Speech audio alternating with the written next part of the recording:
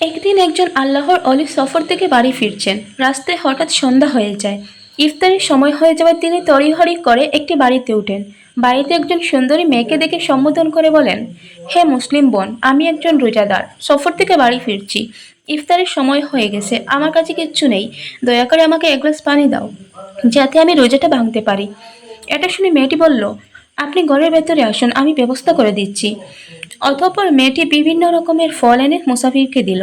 তখন আল্লাহর অলি মহান রবের শুকরিয়া আদায় করে ইফতার করতে শুরু করলেন। কিন্তু তিনি জানতেন না এই মেয়েটি শহরের প্রসিদ্ধ একজন বেশ্যা। তার আসল নাম ছিল লায়লা, আর মানুষ তাকে রাতের রানী বলে ডাকত।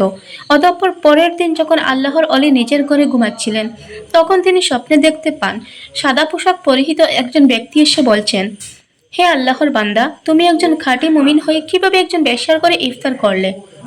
এটা শুনে আল্লাহর অলি স্তব্ধ হয়ে গেলেন। কিছুক্ষণ পর বললেন, আমি তো জানতাম না সেই মেয়েটি খারাপ চরিত্রের মানুষ। যদি জানতাম তাহলে কখনো তার বাড়িতে যেতাম না।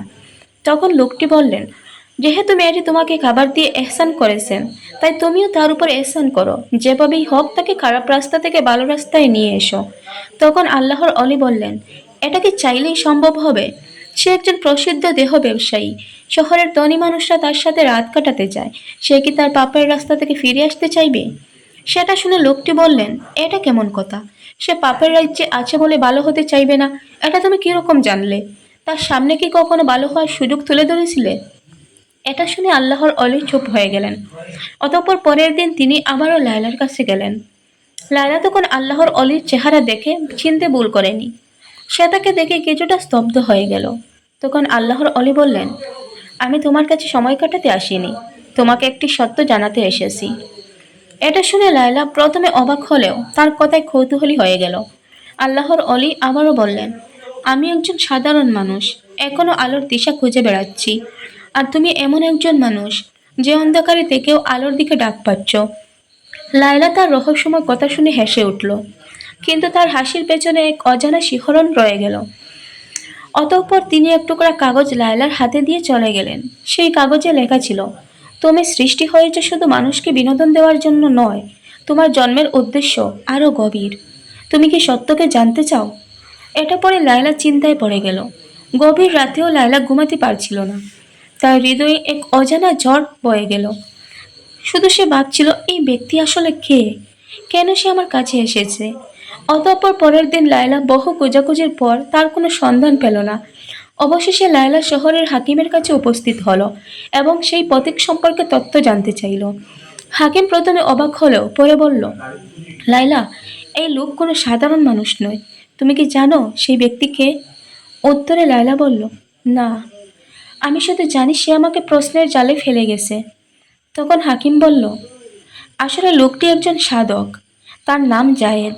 বহু বছর আগে সে ছিল একজন ধনী ব্যবসায়ী, কিন্তু একদিন সব কিছু ছেড়ে দিয়ে সে সত্যের সন্ধানে বেরিয়ে পড়ে। সে কেবল তাদের কাছে যায় যাদের জন্য আল্লাহর কোনো পরিকল্পনা থাকে।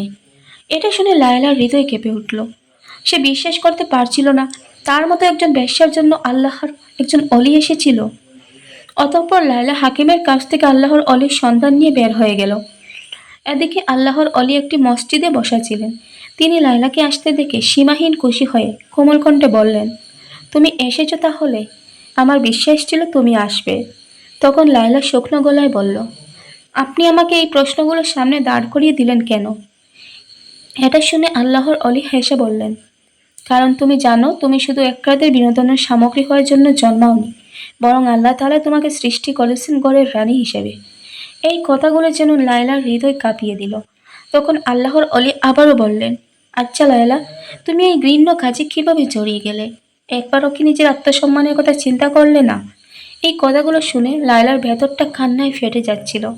সে কেঁদে কেঁদে বলল, কোনো মেয়ে স্বেচ্ছায় তার সম্মান বিলিয়ে দেয় না, পরিস্থিতি তাকে বাধ্য করে এই কাজে নিয়ে আসে। আমি ছোটবেলায় দুর্ভাগ্যবশত আমার মা বাবাকে হারিয়ে ফেলি। তারপর একজন ব্যবসায়ী আমাকে দত্তক নেয়, কিন্তু কিছুদিন পরে সে আমার সাথে বিশ্বাসঘাতকতা করে এবং আমাকে একটি পতিতালয়ে ছড়া দামে বিক্রি করে দেয়। তারপর থেকে আমি একজন পতিতা। লায়লার কথা শেষ না হতেই দুইজন